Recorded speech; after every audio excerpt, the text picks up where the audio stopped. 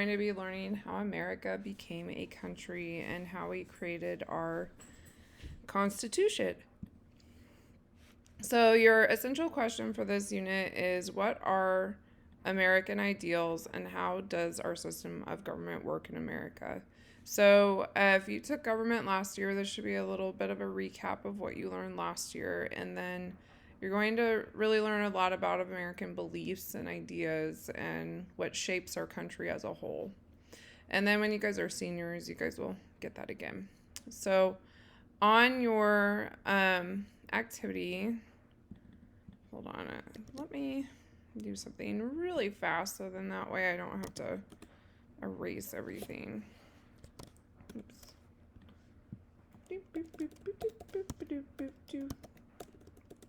This is how you do this, y'all. This is how you make a copy of a document. Of course, it helps if you're not making silly mistakes. You just edit, like take this word edit, you change it to copy, and this is how your teachers are magically doing this. Genius. Okay, so I'm making a copy of this. Okay, so in this, if you write, like start it in the middle, your thing won't be all wonky. If you start it at the beginning, it might be. So if you just kind of start in the middle, it should work. So American ideals and how does our system of, I think the second word was government. Yes. Government work in America. And our standard for this unit is societies are shaped by beliefs, ideas, and diversity. And so the theme for this unit is we're going to be focusing on beliefs. So that's why in this picture I have a whole bunch of beliefs here. So like this is symbols for different religions. And then we have Santa Claus, which, by the way, did you know Coca-Cola is the reason we think Santa Claus is a big fat jelly guy? It comes from Coca-Cola.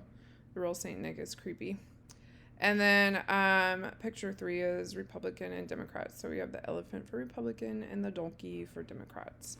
And so beliefs just really mean opinions about what is considered to be true and right to a person or group of people. And then, so what you will do, I'm a mess. You're going to say true and right here. And then you have that done. And then I'm going to go through and explain your vocab words. In this unit, you only have 6 words. Pretty simple stuff. And then next week, you will have a mastery check over these 6 words and also the 13 colonies. So on the definition of Federalist, basically the Federalists, they wanted a strong central government that had a lot of control. So some of your more famous Federalists are going to be like Alexander Hamilton. And Washington never said he was a Federalist, but really he was a Federalist. So they wanted a central government that had a lot of control. So basically the Federalists didn't really like the small government, and Democrat and Republican are completely different than Federalists and Anti-Federalists today, but the Federalists and Anti-Federalists are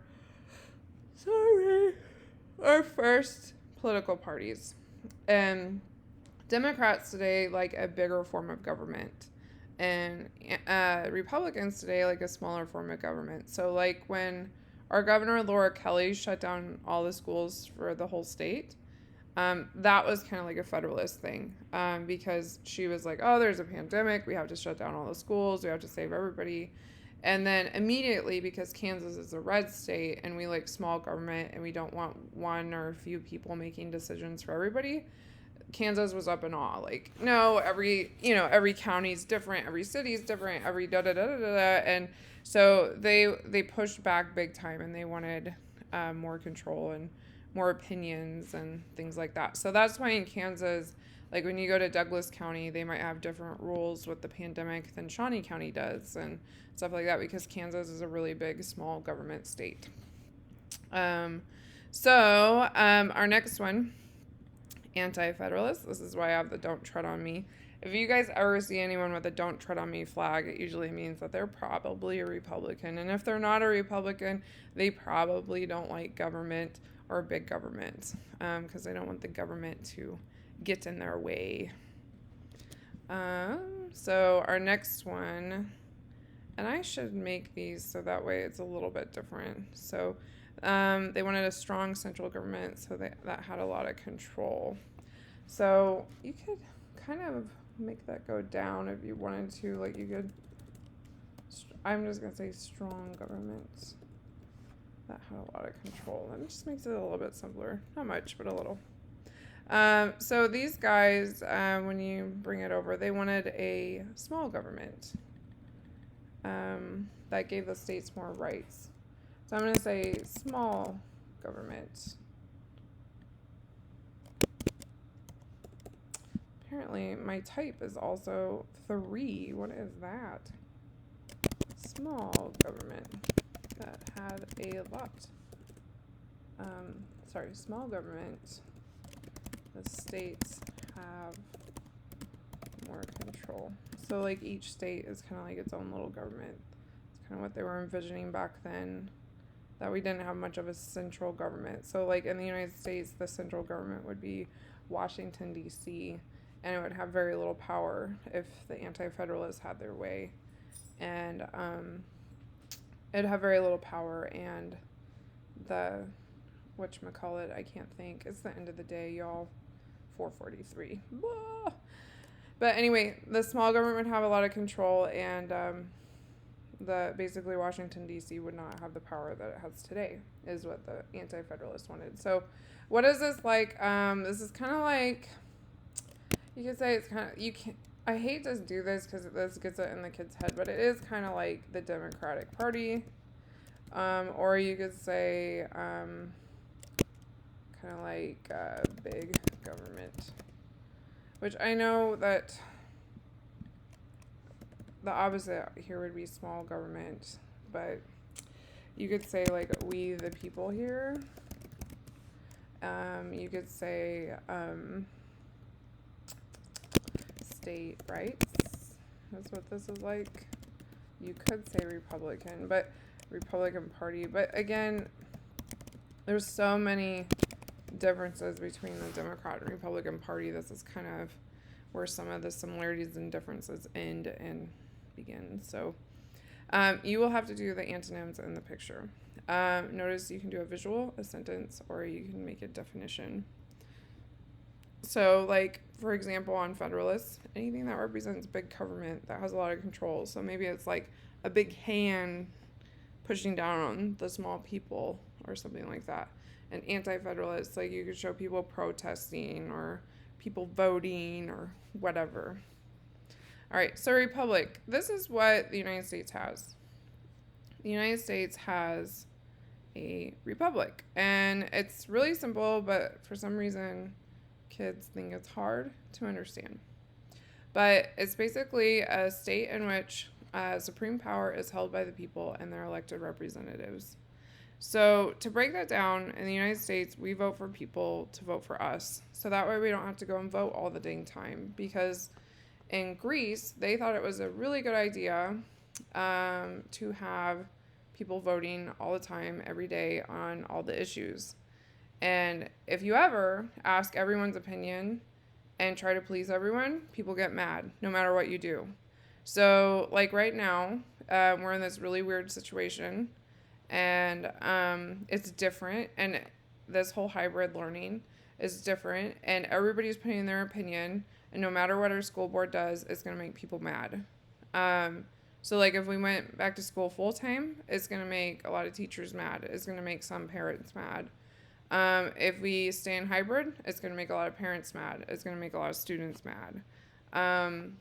If we go fully online, it's going to make a lot of people mad, just in general. Like, there's teachers that are okay with hybrid. There's teachers that would be okay with full online. The students hate full online. The parents hate full online. So, like, full online is, like, the least popular option. So, basically, our school board has to, like, try to figure out which to do. Okay? So anyway, when you go, the simplistic version of this, I would just write down the people vote for representatives, vote for them on most issues, but the people vote on the major issues. So, like, in a republic, you don't have to vote that often. It's not every day. It's just every now and again. So, like, I'm going to go vote on November 3rd unless I do early voting. And I'm going to vote for the president. I'm going to vote for the House representative. I'm going to vote for local representatives. I think I'm voting for the Senate as well. And then I should really know this before I go vote. This is bad. I'm a history teacher and I don't know all the issues that I'm voting on. And then usually they have like some other things that you vote for. Like I've had to vote on marijuana before. I've had to vote on Supreme Court justices before. I've had to vote if like the city could sell alcohol on a Sunday. That was a long time ago. Just various things. So like the people vote on major issues that really matter to the people, and then your representatives will go vote on the stuff that the people don't really have time to investigate and care about as much as people who we pay to do this for us. So like basically, where do all of our state taxes go? Like, who the heck that works 40 hours a week is going to research all the information about taxes and what's the best decision to do with taxes? So a republic is like America, because that's our form of government. Ratify. This is really simple. To approve. And repeal is really simple. To deny. These are like the most simple vocab words in the world. So, just to give you pictures of these, ratify. So, our representatives either ratify a law or they repeal a law. And so, like, let's say that our representatives, like the House, ratifies a law. Right now, a big debate is our package for relief, pandemic relief package. And the House might approve something, but since the House is Democrat and the Senate is Republican, the Senate might repeal it. And then so the House has to think of something that's going to pass through the Senate. So like, let's say it gets ratified in the House and it gets ratified in the Senate, then it can go to the president and the president can repeal it. But the Senate can override the president, but they have to have like a 2/3 majority to override it. And then the bill becomes law. So that's a little bit about how things work in this country. So anyway, that's why it's on your vocab list, because you need to know what those mean, because you'll hear that all the time. So to approve, you could say bill becomes law, which I know this isn't one word. To deny, denying is a lot like vetoing, veto. Okay? So I gave you guys all your synonyms. You have to come up with antonyms in your picture, and you're done.